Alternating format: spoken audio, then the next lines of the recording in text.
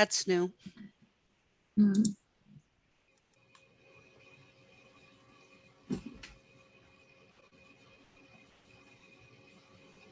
Hello and good evening, everyone. We're just going to wait another minute or two to make sure everybody that is attending this evening can get logged in. Thanks for your patience.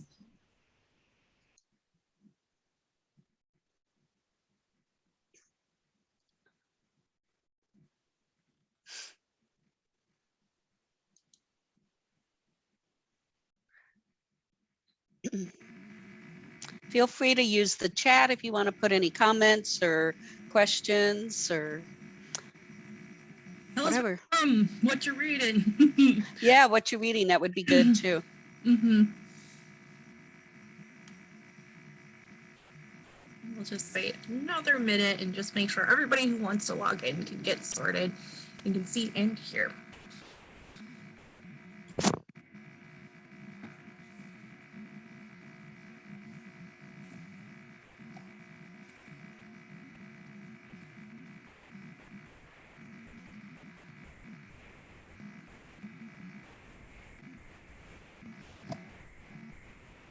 All right, well, let's get started. Good evening and welcome to the Milwaukee Public Library Book Chat. Each month we focus on a different theme and occasionally bring in guests from the community. My name is Beth. I usually work at the Milwaukee Public Library East Branch down by the lake. And let me introduce you to my esteemed colleague, Mary, who's usually at the King Branch. Tonight we are chatting with Paul Wellington, who is my colleague and also an amazing entrepreneur and author. If you have any questions, feel free to drop them into the question and answer box throughout the presentation. We'll have time to ask Paul questions at the end, along with any questions you might have about our book by book adult summer reading program, which we are kicking off this evening.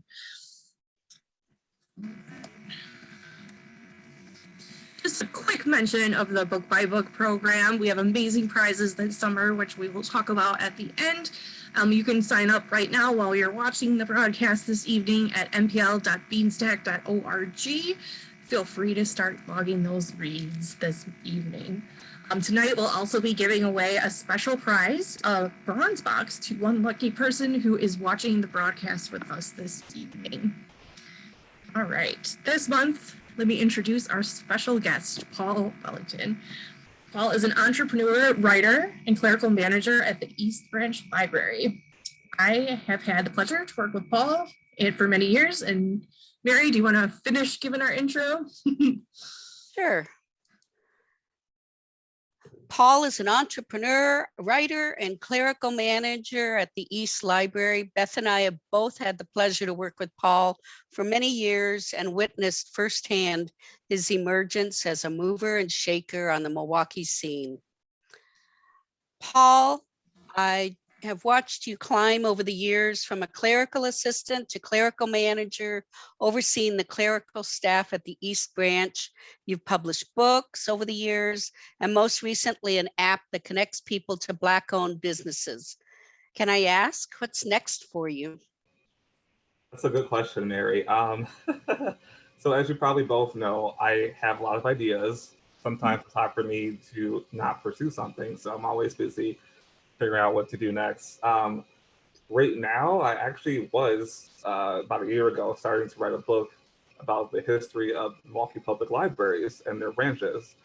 So put on hold actually right now because of this lack of time with my other businesses, but I hope to get back to that at some point in the near future. That's awesome. You're already an author, so we have your book, Black Belt, in our collection. So those that are interested can definitely put it on hold or buy it. What was the hardest thing about writing that book, and kind of give everyone a little summary of what it's about? Sure. So here is the book itself. I have a copy right here in front of me for those of you who want to see Black Belt.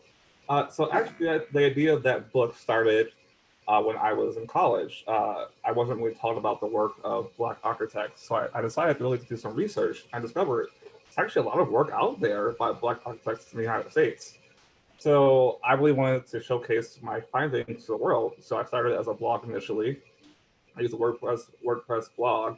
I would showcase my findings on social media, so Facebook and Instagram. And then I decided to turn into a full-fledged book. which was challenging. I had to go back and rewrite things to be more in the book format, and then just finding the rights to the images as well was also very challenging. And it took about the entire process, I would say, about a year and a half from start of the blog to the actual publication of the book, but definitely well worth the time, I would say. Yeah, I remember talking to you about looking for the rights for some of the photos, and didn't you have to actually go and take your own photos of some of the buildings that you did. Yes, I went to, I went to New York, a lot of walking there. My wife was very tired of me at that point. New York, DC, also Chicago, and here locally Milwaukee. For another third of the images, I actually had to pay people using Craigslist to take images for me, the ones that are a little too far away, like Las Vegas and California. Another third I was able to find online through Creative Commons licenses. That's awesome. I always like hearing how the images get to be in the books that we read, because it's more complicated than you would think. Definitely is, yeah. What was your favorite find while you were researching and writing? Like, do you have a favorite, or is that playing favorites and you can't say? Well, I mean, I enjoy really all the projects in the book. It was really about learning the history of the projects, learning how they came to be. So my book really explores, it's beyond the architecture, it's actually about the context of the neighborhood itself, or the history of the building itself. So, for example, some buildings, they were born from racial issues. Other buildings, they were facing gentrification. So really, it's just like finding those unique tidbits of information and seeing it all together really is what interests me. So I can't really pick one individually, but as a whole, I always enjoy seeing how these things came to fruition. Excellent. So besides being an author, Mary, did you want to ask him? Yeah. What do you like to do in your free time, Paul? My free time right now is actually just my businesses. I'm a huge Lego fan, as some of you know. I love Lego architecture. I have hosted several shows at the Milwaukee Public Library over the years. I actually used to be part of a local Lego group based out of Kenosha, but I unfortunately had to leave that a couple years ago due to lack of time. But I still love to build things. I have a city actually just over here of buildings. I can show you something in a second. I love to build these modular structures. It's my hobby. I also have a master's in architecture, so I'm not pursuing it, but my outlet is writing books as well as making models of Lego. Go ahead. I remember one time you were preparing for a Lego show, and you had this big, fantastic Lego-like city, I think, all built, spread out on a table in the break room, and it was beautiful. Thank you. Yeah, I miss those days of being able to build freely. I have a small city right now, probably about half the size, if you remember, but it's just the lack of space right now and really the lack of time. I mean, I have all these ideas, like I said, I want to pursue, but I just don't have the time to do everything right now. When you're designing those models, do you just do it in your head or on paper, or how, is there like a computer program that you use? I generally design things freehand. I have had some commissions which I use digital Lego programs for. I designed W. Oshkosh's library, Polk Library. I also designed a couple of buildings for the Greendale Historical Society. So I do have some things here and there that I use digitally, but mostly it's just I need to physically build things to fully appreciate them. I always wonder, do you have to special order the pieces? Because I know, like, buying a set, you only get so many of each kind. So how's that? I actually don't really buy sets because they're very expensive. The Lego store, that's one at Mayfair Mall, they have something called the Pick-a-Brick wall where they sell pieces. I use that sometimes to just purchase a bulk pieces. Additionally, there's a website called Bricklink, is where people sell their own individual newer used parts. That's really the best place to get the best deals on pieces. That's awesome. So one of the big prizes for our summer reading program this year is bronze boxes. So for everybody that completes the 5-book read challenge, you'll be entered into a prize drawing for a Milwaukee Film membership in a Film Lovers themed bronze box. Paul, do you want to tell us a little bit more about the bronze box that we picked for the prize and about your company in general? Yeah, so actually going back, my first business I started was actually MKE Black, which is a nonprofit for, we're an advocate for Black-owned businesses in the greater Milwaukee area. So we actually held a gift box fundraiser this past holiday season, so November and December, and we actually we raised about $5,000. We directly contributed $20,000 in sales to local Black businesses, and we sold nearly 900 gift boxes over like a 1 month span. So I gift boxes I was packing in our house at that time. That's success. Yeah, it was a lot. It's a lot of stuff. Yeah, we actually started. My wife and I started our own gift box business, separate from Katie Black, as a for-profit business. So we launched Bronze Box late December, like December 30th, and we've sold about 500 gift boxes since then. We've actually had a lot of corporate orders, including Northwestern Mutual, Planned Parenthood, places like that. Who've been really supportive of us. What that is, we exclusively sell products from Black-owned businesses, both locally and nationally, and we ship across the country as well. And our Milwaukee box has been very popular. People just love products from here. It's been really great to see the community support, and in turn, seeing them support local Black businesses and helping them to survive as we progress up the pandemic. Paul, can you tell us what's in the Milwaukee box that you're giving away tonight? So that one has a lot of different things. I remember offhand what's in that one specifically, but there's cookies. I believe there's also popcorn. There's coffee.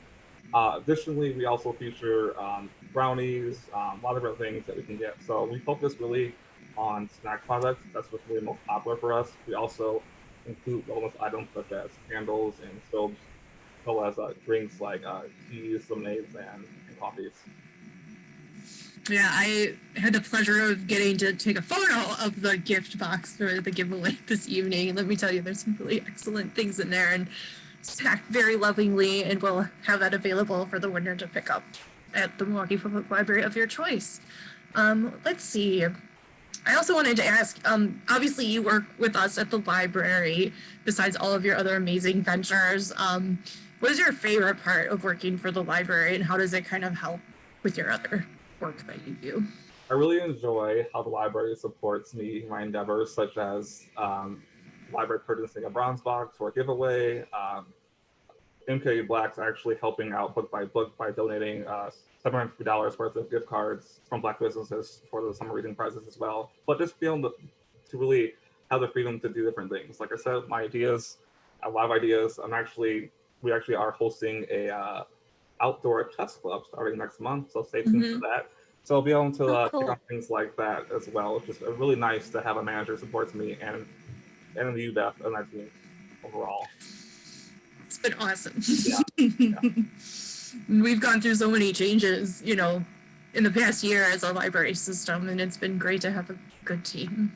Yeah. Exactly. I mean, it's a struggle for a while. I mean, you're working from home, just working with curbside, then working with patrons of the building, but no browsing. So it's been challenging, but with the support of our team, it's been really great to see us progress. And we're getting back to normal. Browsing is reopened again, so it's getting a step closer to being back to where we were before.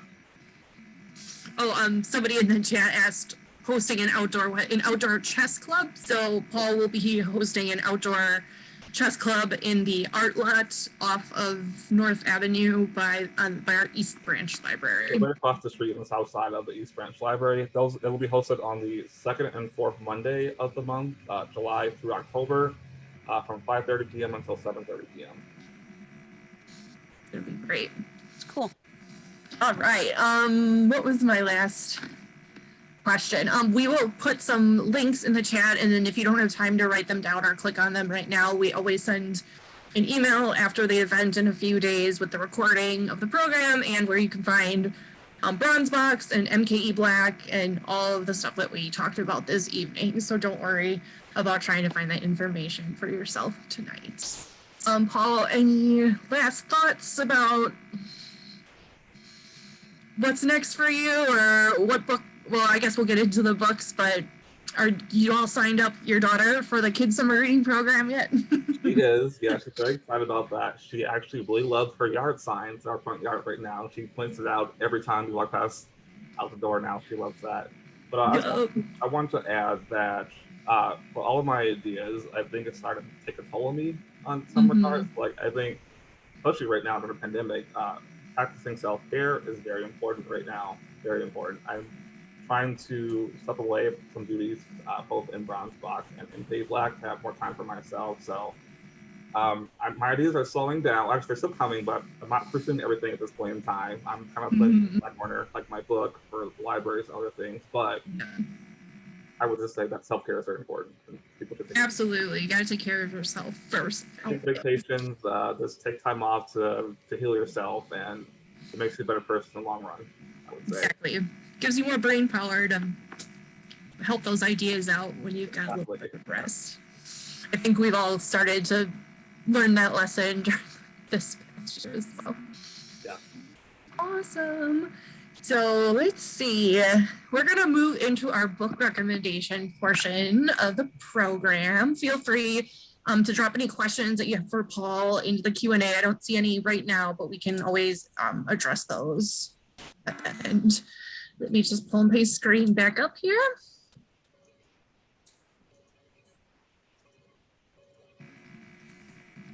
All right. And oh, here is a quick glimpse of the prize for this evening. So one person is going to win this special bronze box. You can see there's some popcorn, a brownie, the cookies.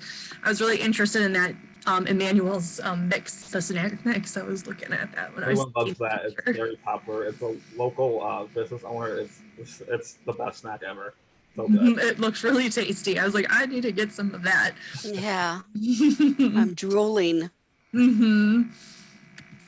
All right, so we're gonna let Paul go first.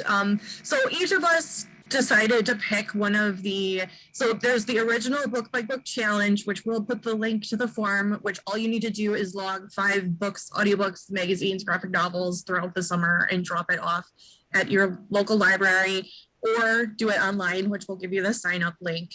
But also, if you do use the online version, Beanstack, there are different badges that you can also earn different prizes for and earn badges. So we each decided to take one of the badges from the book by book summer reading challenge, and Paul chose the history buff one.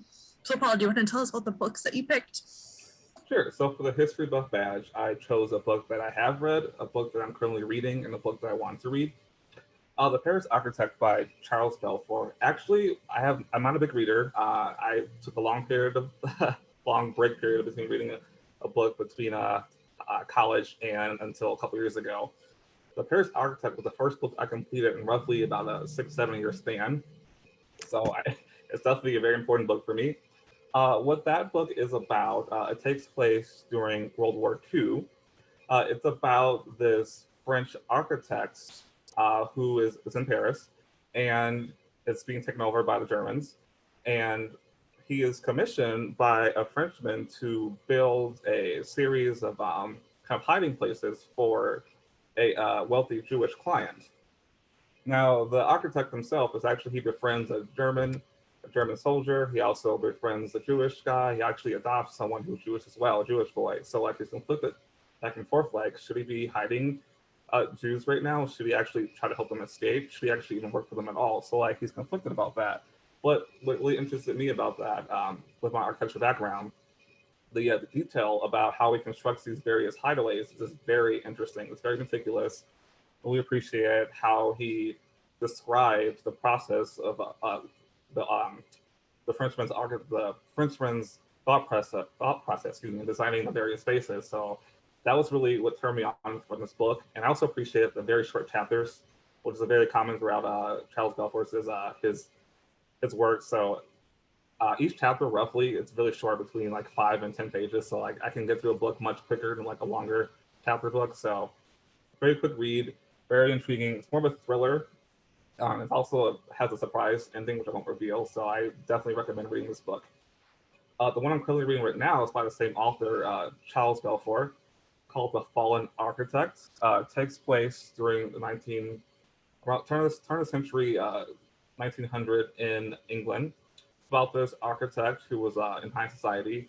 He designed an opera house, an opera house, and then unfortunately, a portion of the balcony collapsed, and that caused a lot of controversy. He went to jail for a number of years, and he lost his standing with his wife. His wife left him, and he got essentially knocked down the peg in 19th century in England. So basically, so far, what I've learned is he's got a job at a different city across the country, and he's working as a stagehand, another theater. And what he's trying to figure out is who's responsible for the design failure.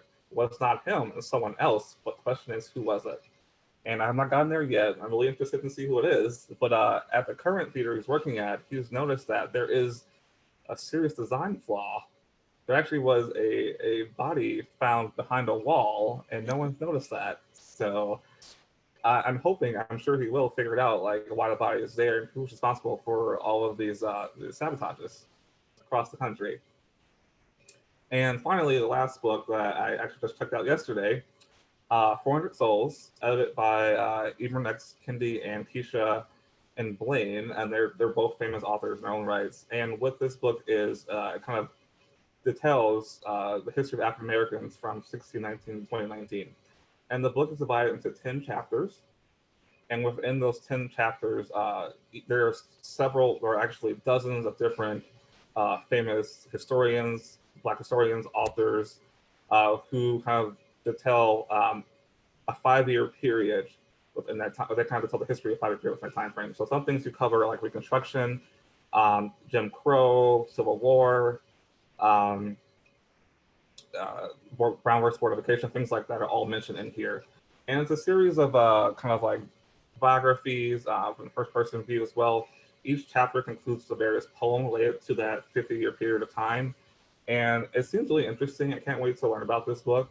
The reviews seem very good. It's very thoughtful, very thought-provoking, and I actually really cannot wait to dive into this book and become more familiar with Black history. Awesome. Yeah, all those sound really great and will really fit well with the History Buff Challenge, which will ask you to read certain books and also give you certain activities that you can check off. So thank you so much, Paul, for sharing your reads. I actually want to clarify 2 things. So the first 2 books are actually historical fiction, and the last that works. is nonfiction, just to clarify for anyone who's wondering. Absolutely. And then again, make sure to remember that you don't need to write all these titles down. We'll send you the complete list with all the links that you can put them on hold at the library in a couple days. All right, I'm going to turn it over to Mary, who chose the Maker Extraordinaire badge. Yeah, so I'm going to lead off with a book called 100 Micro Crochet Motifs. First off, let me say that I don't know how to crochet. I don't even particularly like crochet. Okay, so that being said, I absolutely fell in love with this book. There's just something about the delicate nature of the micro crochet objects in the book that just have made me absolutely want to do them. A lot of the objects can be made into small jewelry pieces. The book does assume that you know how to crochet.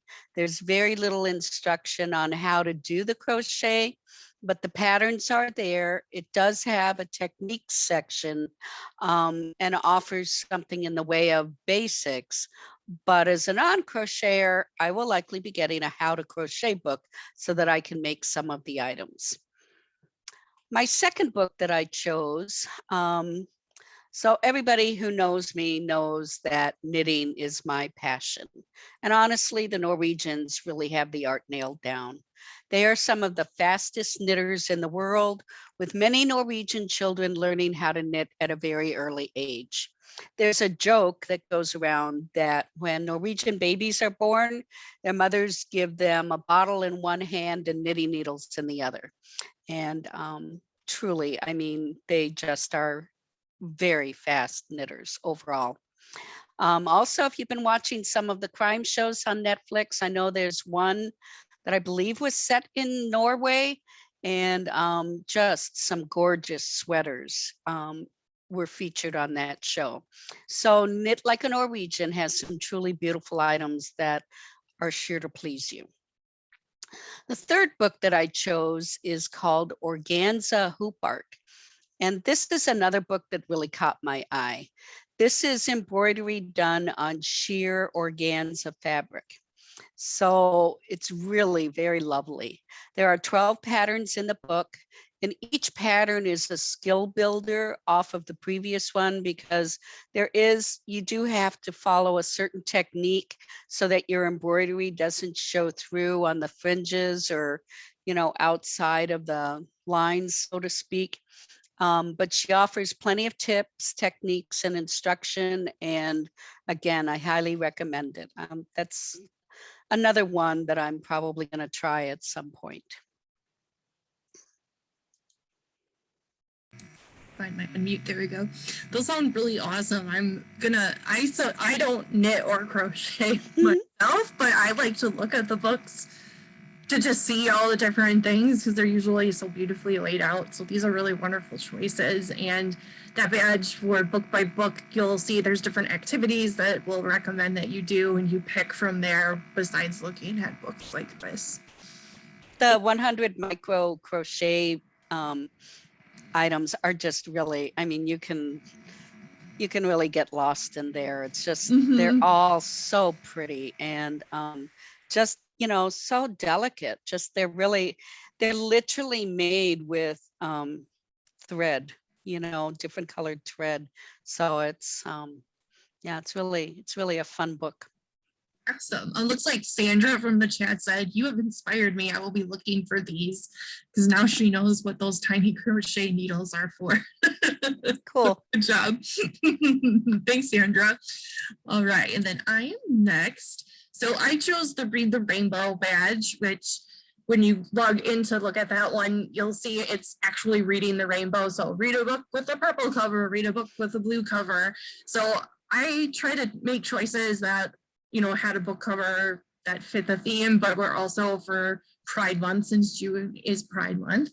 So these are all books with LGBTQ protagonists in the stories. So the first one is Hang the Moon. It's actually a follow-up to the author's first book, which came out last summer, called Written in the Stars, which I absolutely fell in love with.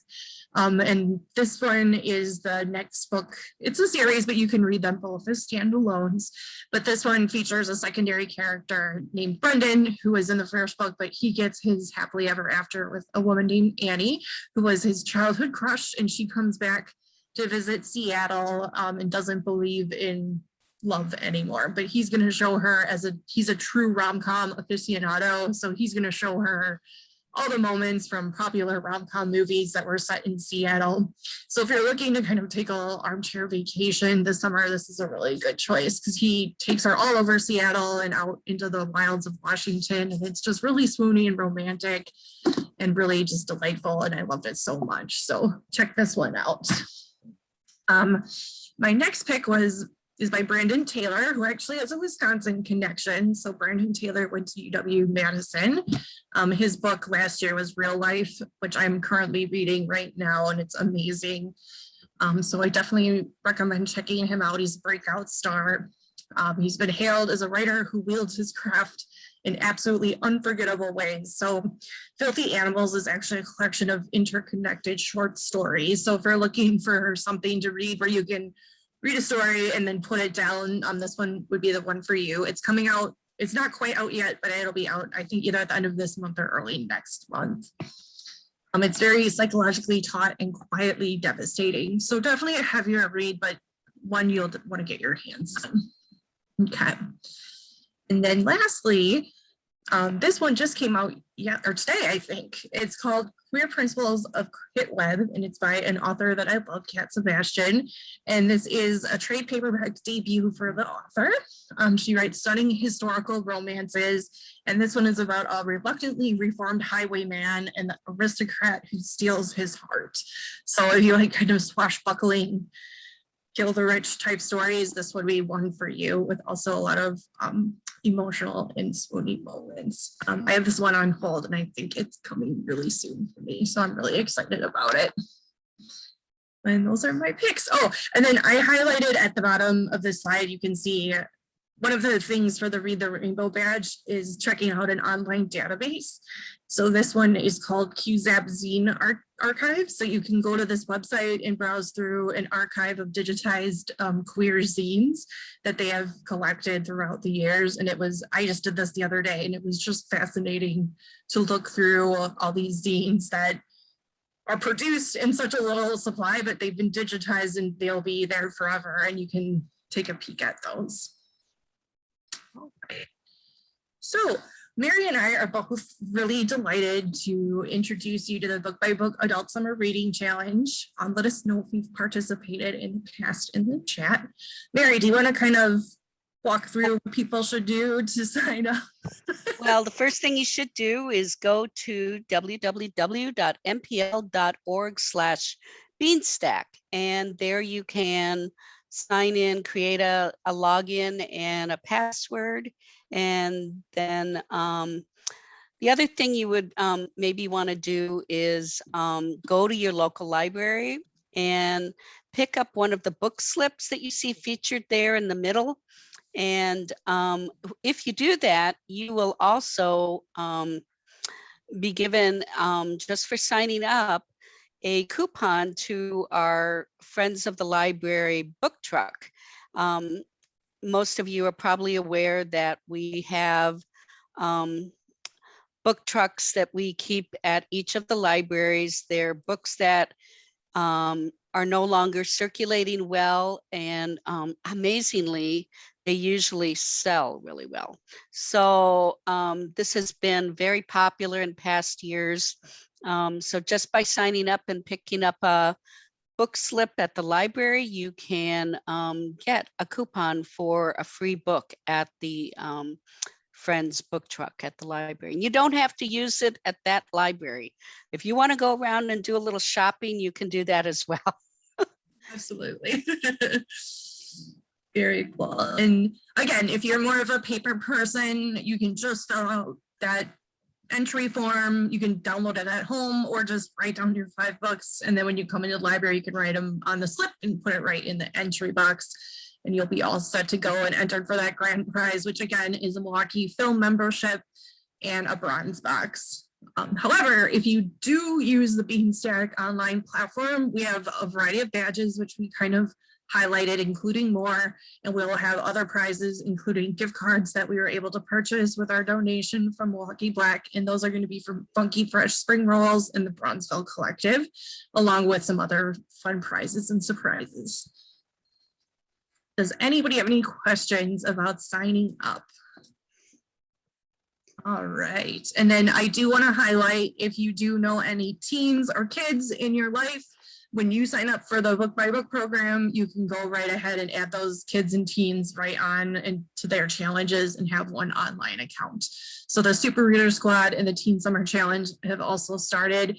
The teen one is really awesome, and I would recommend checking it out even if you aren't a teen, because it is an art scavenger hunt. So each library location has public art that they ask the teens to find and enter to win prizes. And maybe you would like to take that challenge too, just to find all that beautiful art that is in our city. All right. And I have to say, people, this is, we've been doing the Book by Book program for adults for a few years now. And I have to say, the prizes this year are probably the best in all the years that we've done it. So big shout out to our community partners that provided the prizes, the bronze box, MKE Black, and then the community, I forget the name of where the spring rolls are coming from, but is it the Sherman Park? I think Funky Fresh Spring Rolls is the name of the business, and then Okay. the Bronzeville Collective. Yeah. Yeah. Sherman Phoenix. Yeah. Sherman Phoenix. Yep. Yep.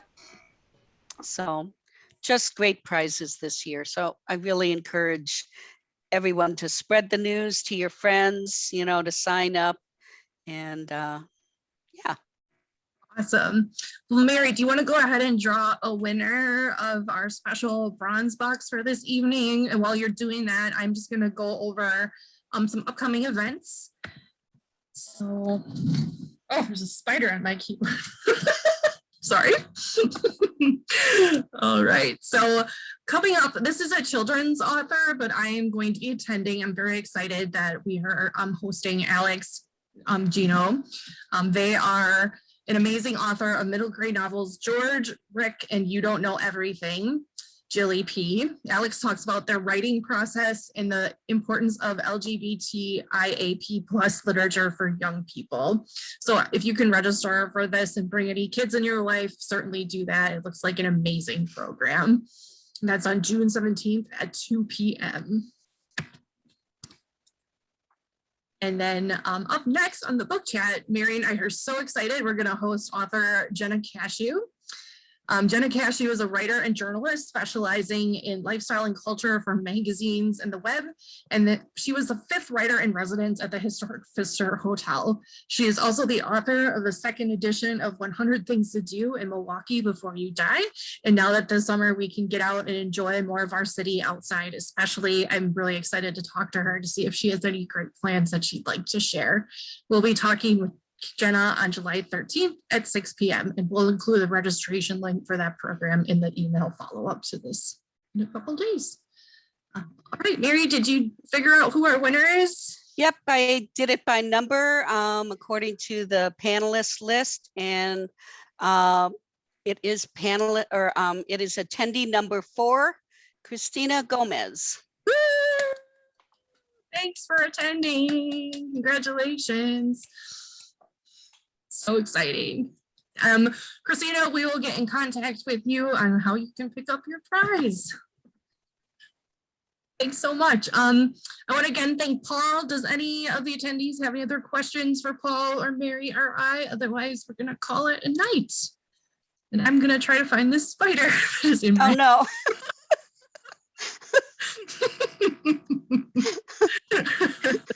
Maybe we should have maybe I should have drawn for him as well. I don't think he needs any. Okay. He just needs to leave. Very good. All right. Well, thank you, Paul, for being here this evening. And thank you to our partners, which Mary highlighted.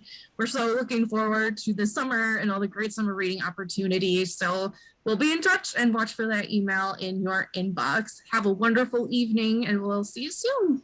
Bye, everyone. Bye. Good night, everybody.